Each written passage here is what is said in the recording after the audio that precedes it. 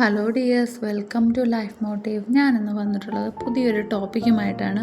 How relationship are lost. ബന്ധങ്ങൾ എങ്ങനെയാണ് നഷ്ടപ്പെടുന്നത്. ഏതൊരു ബന്ധവും കൈവിട്ടു പോകുവാൻ ഒരുപാട് കാരണങ്ങളുണ്ടായേക്കാം. ബന്ധങ്ങൾ തകരുമ്പോഴാണ് നാം ഓരോ കാര്യങ്ങൾ ചിന്തിക്കുന്നത്. കള്ളങ്ങൾ പറയുന്നതും സിൻസിയർ അല്ലാതെ നിൽക്കുന്നതും ആത്മാർത്ഥതയില്ലാത്തതും എല്ലാം ബന്ധങ്ങൾ തകരാൻ കാരണമാകുന്നു. ഏതൊരു ബന്ധമാണെങ്കിലും അതിനൊരു വാല്യൂ കൊടുത്താൽ ഒരു ബന്ധവും തകരുകയില്ല. ബന്ധങ്ങളിൽ സത്യസന്ധത പുലർത്തിയാൽ മതി. ബന്ധങ്ങളുടെ ഇടയിൽ അവഗണന വരുമ്പോഴും അത് നഷ്ടമാകുന്നു. എതിരെ നിൽക്കുന്ന വ്യക്തിക്ക് നാം പ്രയോറിറ്റി കൊടുക്കാതെ വരുമ്പോൾ അത് തകർന്നു പോകുന്നു. ഒരു വ്യക്തി എപ്പോഴും സംസാരിക്കുന്ന ആളാണെങ്കിൽ ഓപ്പോസിറ്റ് നിൽക്കുന്ന വ്യക്തി അത് അവോയ്ഡ് ചെയ്യുകയാണെങ്കിൽ അവിടെ ബന്ധം തകരാൻ ഇടവരുന്നു. അതുപോലെ തന്നെ പരസ്പരം കാര്യങ്ങൾ തുറന്ന് സംസാരിക്കാത്ത അവസ്ഥ വരുമ്പോൾ അവിടെയുള്ള ബന്ധത്തിന് വിള്ളൽ വരുന്നു.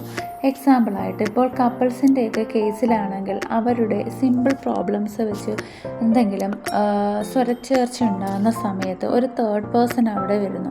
ആ റിലേഷൻഷിപ്പ് തകരാൻ ഇടവരുന്നു. അതുകൊണ്ട് മാക്സിമം ഹസ്ബൻഡ് വൈഫ് റിലേഷൻഷിപ്പ് മൂന്നാമതൊരാളെ ഉൾപ്പെടുത്താതിരിക്കുക.